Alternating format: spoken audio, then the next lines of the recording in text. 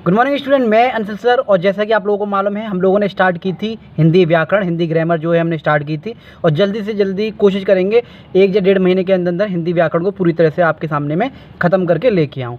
बड़े बड़े टॉपिक को, बहुत बड़े बड़े कंटेंट को छोटे छोटे वीडियोज़ में आप लोगों को बहुत कम समय में आपको ज़्यादा से ज़्यादा नॉलेज देने की मैं कोशिश कर रहा हूँ। तो आज हम पढ़ेंगे हिंदी वर्णमाला में जो स्वर पढ़ेंगे। पहला चैप्टर हम पढ़ चुके थे, इंट्रोडक्शन, हिंदी भाषा के बारे में, हिंदी भाषा की विकास कैसे हुई, हिंदी भाषा की उत्पत्ति कैसे हुई, हिंदी ग्रामर क्या होती है, ये सारी चीज़ हम पढ़ चुके हैं। उसमें जो बहुत सारे अनुच्छेद देखे, 8वीं अनुसूची वगैरह, भाग 7 वगैरह, हिंदी दिवस वगैरह, बहुत सारी चीज़ हमने इंट्रोडक्शन में पढ़ी थी। आज है हिंदी वर्णमाला को 2 पार्ट में डिवाइड करेंगे, स्वर और व्यंजन। तो स्वर इसमें पढ़ेंगे, व्यंजन जो है नेक्स्ट वीडियो में पढ़ेंगे, क्योंकि वीडियो पे बहुत बड़ी बड़ी नहीं, छोटी छोटी वीडियो लेके आऊँगा आप लोगों के सामने, ताकि आपको टाइम भी वेस्ट ना हो और ईजी वे में ज़्यादा से ज़्यादा कंटेंट आपको कम वीडियो में मिल जाए। हर कंपटीशन एग्जाम के लिए है हिंदी ग्रामर, हर कहीं पहुंची जाती है, और किसी भी स्कूल एग्जाम में बैठे हुए उसके लिए भी है। तो हर तरह का स्टूडेंट यहाँ पे जो है इसको एंजॉय कर सकता है, देख सकता है। तो मैं अंशुल सर, माई टीचर के नाम से हमारा यूट्यूब पर चैनल है, @myteacher अंशुल सर के नाम से आप यूट्यूब पर सर्च कर सकते हैं, या डिफरेंट टाइप के सब्जेक्ट, डिफरेंट टाइप की क्लासेस आपको मिलेगी। तो हमने किए हिंदी व्याकरण स्टार्ट, हिंदी वर्णमाला स्वर को चलिए देखते हैं। तो चलिए स्टार्ट करते हैं व्याकरण। व्याकरण को 3 भागों में बांटा गया है, ठीक है, 3 भागों में विभाजित है। वर्ण विचार, जिसे हम वर्णमाला भी कहते हैं, शब्द विचार, वाक्य विचार, पढ़ेंगे सारा कुछ, लेकिन स्टार्टिंग हम कर रहे हैं वर्णमाला से। और वर्णमाला जो 2 शब्दों से मिलकर बना है, वर्ण और माला, ठीक है। वर्ण के बारे में हम पहले पढ़ते हैं, वर्ण या फिर अक्षर, एक ही बात है, वर्ण बोल लीजिए या फिर अक्षर बोल लीजिए। वर्ण क्या होता है, जैसे आ से ज्ञा तक आ है तो एक अक्षर हो गया, एक वर्ण हो गया। बड़ा आ, छोटी ई, बड़ी, ये क्या है, एक अक्षर, एक वर्ण है, ठीक है। जो अर्थहीन होते हैं, इनका कोई मतलब नहीं होता। मैं बोलूँगा आपसे का, तो का एक वर्ण है, इसका कोई अर्थ है नहीं, तो का हो गया एक वर्ण। तो वर्ण से मिलके बनते हैं शब्द, यानी कि 2 वर्ण अगर जोड़ दें, जैसे का और माँ को हमने जोड़ दिया तो हो गया कम, है ना। तो इसका मतलब होता है कम का जो अब वो शब्द बन गए, वर्ण जो मिलके, 2 वर्ण मिलके शब्द बन गए, तो वर्ण से शब्द जो बने तो शब्द का मतलब होता है। तो इसलिए याद रखिएगा, वर्ण अर्थहीन होते हैं लेकिन शब्द का मतलब होता है। अब उनका क्या है, एक मीनिंग है, कम, कोई भी चीज़ क्या है, कम है, लेस है। तो वर्ण से बनते हैं शब्द, शब्द से बनते हैं वाक्य, यानी कि सेंटेंस, जिनका कोई ना कोई मतलब होता है। वर्ण अर्थहीन होते हैं, शब्द और वाक्य क्या होते हैं, अर्थ होते हैं। वर्ण को अक्षर भी हम कहते हैं।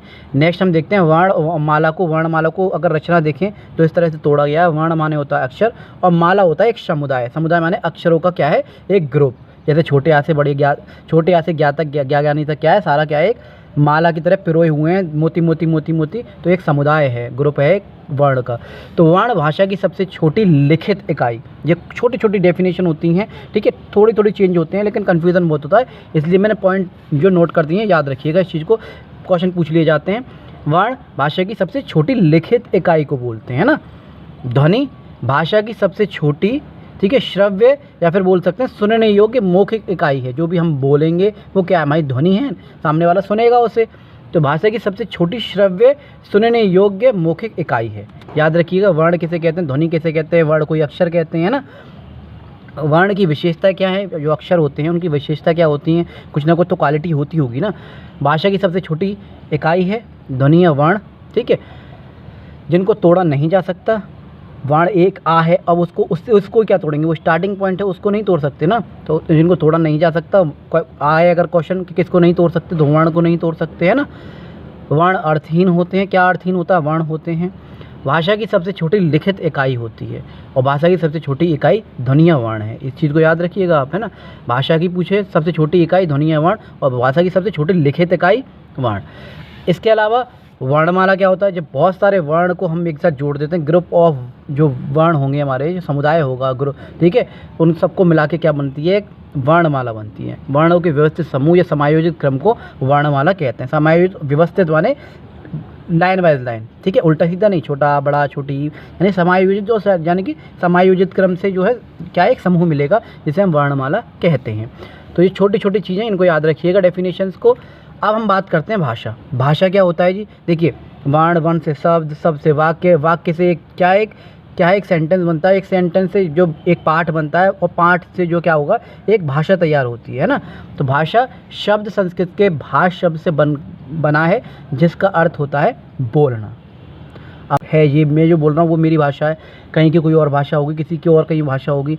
तो भाषा का अर्थ होता है कोई भी चीज़ बोलना। इकाइयाँ देखिए कंपोनेंट ऑफ लैंग्वेज में, तो सबसे पहले नीचे आता है अक्षर, यानी कि ध्वनि है, वर्ण बोल सकते हैं आप, है ना। ये भाषा की सबसे छोटी इकाई होती है। अक्षर से बनते हैं पद, पद से बनते हैं पदबंध, फिर उपवाक्य और फिर वाक्य। इस तरह से जो क्या होता है ये जो इस तरह से ये क्या है, क्रम चलता है। अब हम वर्णमाला की रचना में पढ़ते हैं पद। पद क्या होता है जी? जब कोई शब्द है, मान लीजिए जैसे लिखा हुआ है कल, ठीक है, अभी वो शब्द है, लेकिन जब वो शब्द किसी सेंटेंस में मिल जाएगा, ठीक है, तो वो क्या बन जाएगा? वो पद बन जाएगा। जब कोई शब्द वाक्य में सम्मिलित हो जाता है, यानी कि वो शब्द जो है जब वाक्य में सेंटेंस में मिल जाता है, तो उस पर वो पद कहलाता है। जैसे उदाहरण, राम घर गया। राम क्या है? एक शब्द है, घर एक शब्द है, ठीक है, गया भी एक शब्द है। अब जब ये राम जो कहीं अलग था, जब इस सेंटेंस में जोड़ दिया गया तो ये हो गया पद। राम यह एक शब्द है, लेकिन वाक्य में आता है तो राम जो है क्या बन जाएगा?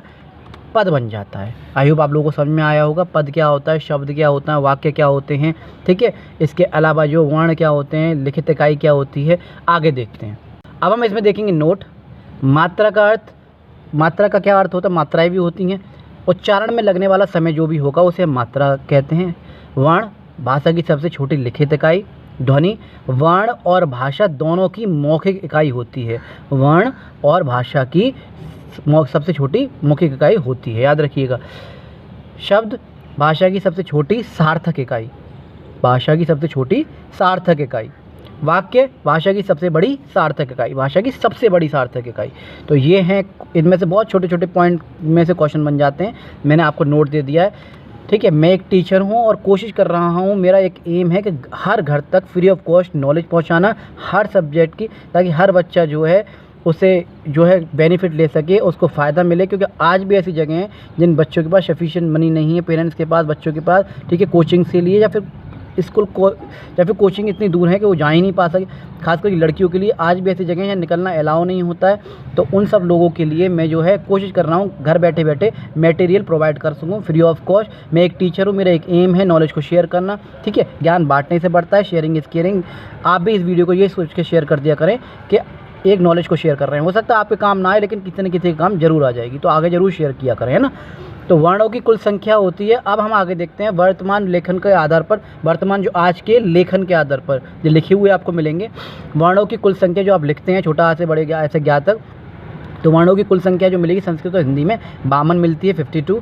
वर्गीकरण अगर किया गया है तो इस तरह से देखेंगे ग्रामर में 11 स्वर होते हैं 52 में से, 25 स्पर्श व्यंजन, 4 ऊष्म व्यंजन, 4 आलवर्ण व्यंजन, 4 संयुक्त व्यंजन, 4 द्विगुण व्यंजन और 2 अयोग्य व्यंजन। ये सब हम डिटेल में पढ़ेंगे, आप बिल्कुल भी दिक्कत मत करिएगा। अब क्वेश्चन जो है अलग अलग तरीके से आते हैं, तो उन लेखक ने अलग अलग जो है क्या किया, वर्गीकरण किया है लेखन के आधार पर। तो एक कामता प्रसाद गुरुजी आते हैं, क्वेश्चन आता है कामता प्रसाद गुरुजी के अनुसार जो वर्ण कितने में उन्होंने क्या किया, वर्गीकरण किया है। उन्होंने बोला है 46 कुल वर्ण हैं, जिसमें से 13 जो है स्वर हैं। अब इसको अगर डिवाइड करें, इसमें 13 में 11 स्वर हैं और 2 अयोगवाह, ठीक है। व्यंजन कितने बताए उन्होंने, 33 बताएं, तो ऐसे 33 और 13 मिला के 46 बताएं। फिर आते हैं उदय नारायण तिवारी जी के अनुसार जो बताया गया है कुल वर्ण 51 हैं, जिसमें ऋषि इसमें से उन्होंने हटा दिया है, उन्होंने उसे वर्ण नहीं माना है। स्वर क्या होते हैं, जो वर्ण जो अक्षर जो होते हैं, जो वर्ण जो होते हैं स्वतंत्र रूप से बोले जाएं, जब आप बोलोगे तो कहीं टकराएंगे नहीं। व्यंजन जो वर्ण स्वर की सहायता से बोले जाए, जिनमें स्वर की सहायता का जो लेनी पड़े। जैसे उदाहरण अगर व्यंजन का देखें हम, पुस्तक, तो पुस्तक में क्या है, स्वर की सहायता ली गई है। जैसे पा जो है, पा वर्ण है लेकिन उसमें आ भी जुड़ रहा है, एक स्वर भी जुड़ रहा है ना। ओ में क्या है, आ के साथ ऊ भी जुड़ रहा है, तो एक स्वर की सहायता से क्या होता है, व्यंजन बनते हैं। इन चीज़ों को आप याद रखिएगा प्लीज़, किसके अनुसार कितने कितने वो हैं। स्वर की संख्या आपको 11 मिलेगी। आ, बड़ा आ, ठीक है, ई ऊ री ए ओ और औ, ठीक है। उच्चारण के आधार पर स्वरों की संख्या 10, जब उच्चारण आप करेंगे, ठीक है, जब उच्चारण के आधार पर स्वर की संख्या 11, लेकिन उच्चारण के आधार पर आपको स्वरों की संख्या जो मिलेगी वो 10 मिलेगी। इसमें आपको ऋषि दिखाई नहीं देगा। इन क्वेश्चन को बहुत छोटे छोटे क्वेश्चन हैं, लेकिन कहीं से बन जाता है। कामता प्रसाद के अनुसार कितने स्वर हैं, ठीक है, कामता प्रसाद के अनुसार वर्ण कितने हैं, ठीक है, उदय नारायण जी के अनुसार कितने वर्ण हैं, या फिर स्वर की संख्या कितनी होती है, उच्चारण के हिसाब से कितनी जो है स्वरों की संख्या होती है। तो इन चीज़ों को प्लीज़ आप जो छोटे छोटे पॉइंट्स हैं आप जो जो नोट करते जाइएगा ताकि आप लोगों को प्रॉब्लम ना हो, क्योंकि क्वेश्चन कहीं से ही बन जाता है और बाकी की मैं हर डिटेल क्वेश्चन को ले लेके मैंने डाल दी है इसमें, ताकि आप लोगों को कहीं भी प्रॉब्लम ना हो। मैं हमेशा ये चाहता हूँ कि बहुत बड़ा कंटेंट, बहुत बड़ी वीडियोज़ को मैं ना लाऊँ, बहुत बड़े कंटेंट को तोड़ मरोड़ के ईजी वे में आपको देने की कोशिश करूँ। अब हम आगे देखेंगे स्वरों का वर्गीकरण। तो स्वरों का वर्गीकरण में पहला देखेंगे, स्वरों का वर्गीकरण अलग अलग तरीके से किया गया है, जैसे उत्पत्ति के आधार पर, संरचना के आधार पर या फिर बनावट के आधार पर। तो 2 प्रकार के स्वर आपको मिलेंगे। क्वेश्चन आता है कि उत्पत्ति के आधार पर बता दीजिए, फिर संरचना के आधार पर बता दीजिए या फिर बनावट के आधार पर बताइए कितने स्वर होते हैं। 2 होते हैं जी। अब उनके टाइप, मूल स्वर, ठीक है, जिसे सिंपल वोवेल्स कहते हैं, पहला हम देखेंगे। इसमें क्या होता है, केवल एक ही ध्वनि रूप यानी एक ही ध्वनि जो है रूप से बनते हैं, एक ही ध्वनि से बनते हैं ऐसे स्वर जिनका निर्माण स्वतंत्र रूप से हो, जैसे आ, ई, उ, री। देखिए इसमें से आ, ई, उ जो प्राकृतिक स्वर होते हैं। क्वेश्चन बनता है प्राकृतिक स्वर कौन से होते हैं, आ, ई, उ, ठीक है। संरचना के आधार पर मूल स्वर, ऐसे ऑप्शन आ जाते हैं बहुत सारे, तो इसलिए आप याद रखिएगा संरचना के आधार पर, उत्पत्ति के आधार पर ये मूल स्वर आपको दिखाई देगा। दूसरे होते हैं संधि स्वर, ठीक है। संधि स्वर या फिर संयुक्त स्वर भी इन्हें कहते हैं, कंपाउंड वोवेल्स इन्हें कहते हैं। 2 ध्वनियों के मेल से ये बनते हैं। जिन स्वरों का निर्माण 2 खंडों के योग से हो उन्हें हम संधि स्वर या संयुक्त स्वर कहते हैं। संयुक्त का मतलब समझ रहे हैं, कोई भी चीज़ मिल के बनी हो। जिन स्वरों का निर्माण 2 स्वरों के मेल से बना होता है उसे संधि स्वर कहते हैं। जब 2 स्वर मिलके एक स्वर बनाते हैं, जैसे ओ जो है वो आ और ऊ से मिलके बना है, ए जो है वो आ, ई से मिलके बना है। इस तरह से इनके एग्जाम्पल भी याद रखिए। क्वेश्चन आ जाता है, ये ओ दे रखा है, आ और ऊ कौन सा जो है स्वर है, तो संधि स्वर है।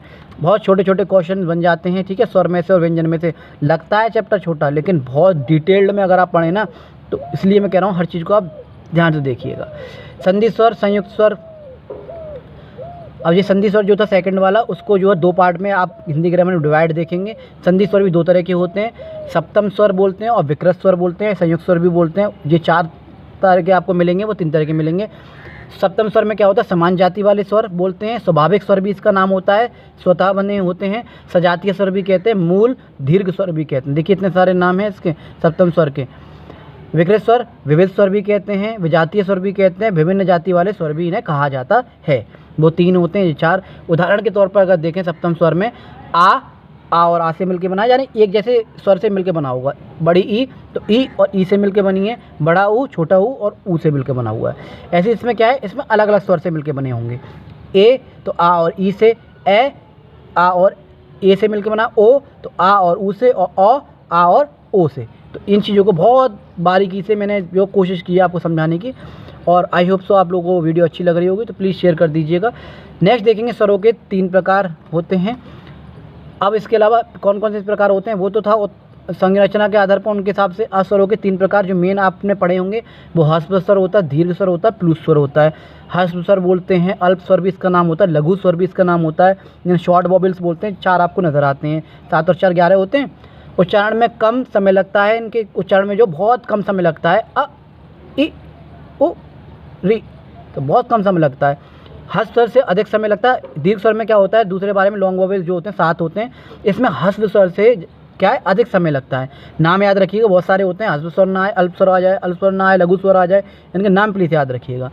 जिनका उच्चारण करने में 2 मात्राओं का समय लगे या ह्रस्व स्वर से जो है अधिक समय लगे, वो जो स्वर जो होते हैं वो दीर्घ स्वर कहते हैं। दीर्घ का मतलब यही है, कोई चीज़ लंबी खिंच रही है।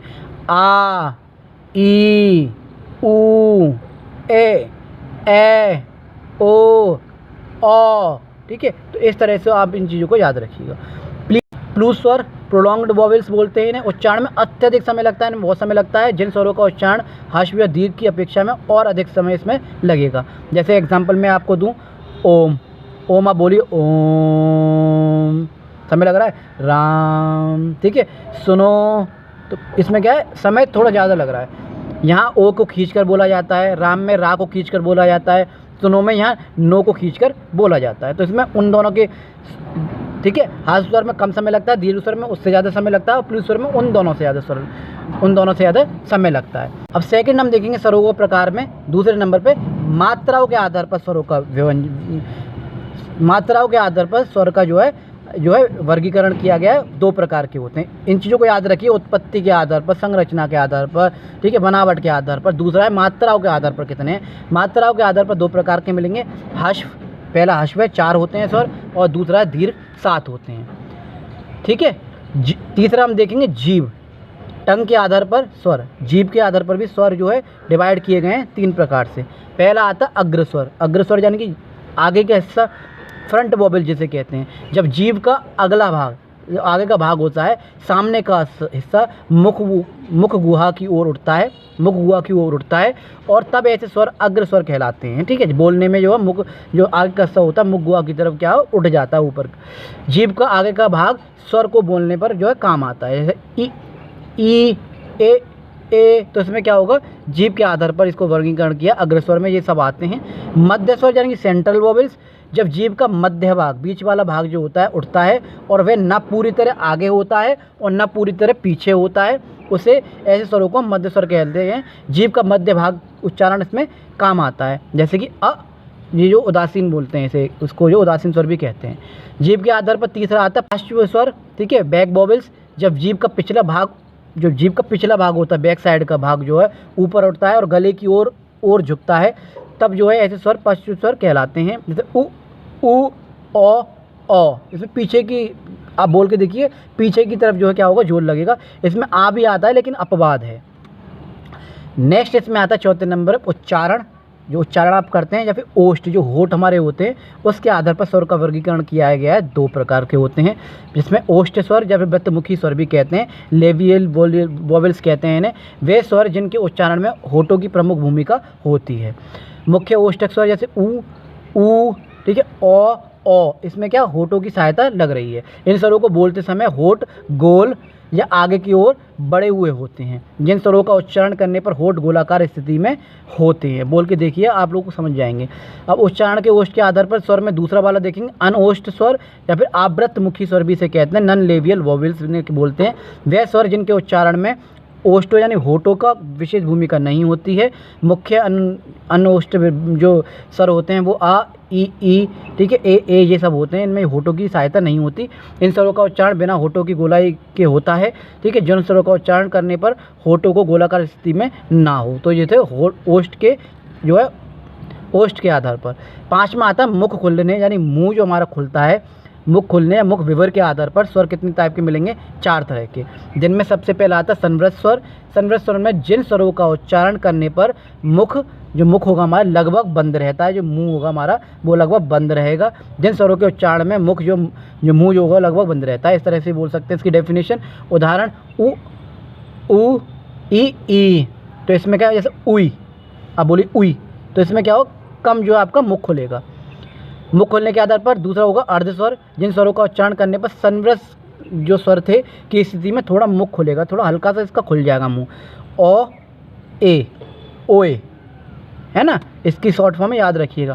थर्ड आता है विवृत स्वर। जिन स्वरों के उच्चारण में मुख सर्वाधिक खुलता है, ठीक है, खूब खुलता है, आ, ठीक है। अर्ध विवृत स्वर, जिन स्वरों के उच्चारण में मुख विवृत स्वर के उससे कम जो खुलता है, अ, ए, ओ, जैसे कॉलेज में आ जो होता है उसमें आप देख सकते हैं। नेक्स्ट अब आती है वन लाइनर वाली। बहुत सारे क्वेश्चन है, जितना हमने डिटेल में पढ़ा उन सब में जो इस तरह से क्वेश्चन बन जाते हैं वन लाइनर में। जैसे कंठ स्वर जो होता है, जिन वर्णों का उच्चारण जो है कंठ से हो, ठीक है, करने में उपहारी जीभ का जो पिछला हिस्सा जो हमारे कंठ को स्पर्श करे, आ, उन्हें हम कंठ स्वर कहते हैं। ऑप्शन में आ जाते हैं आ कौन सा स्वर है, कंठ स्वर है, कंठ का हिस्सा जो लगता है। तालव्य स्वर ई और ई, या फिर ई और ई लिखा हुआ है तो तालव्य स्वर होते हैं, ठीक है। मूर्धन्य स्वर री, ओष्ठ्य स्वर उ और ऊ, ठीक है। कंठोष्ठीय स्वर ओ और औ, ठीक है। कंठ तालव्य स्वर ए, प्राकृतिक स्वर मैंने भी आपको बताया था आ, ई, ऊ, और उदासीन स्वर आ होता है। इन चीज़ों को बहुत ध्यान से रखिएगा, आप समझिएगा।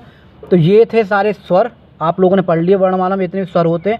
अगली वीडियो में हम पढ़ेंगे व्यंजन, फिर धीरे धीरे संज्ञा, सर्वनाम, विशेषण, समास, संधि, ये सब धीरे धीरे पढ़ेंगे, ठीक है। मैं कोशिश कर रहा हूँ ज़्यादा से ज़्यादा सब्जेक्ट, हर तरह के सब्जेक्ट आपको लेके आने की, कि आप लोगों को हर जगह ये काम आए, ठीक है।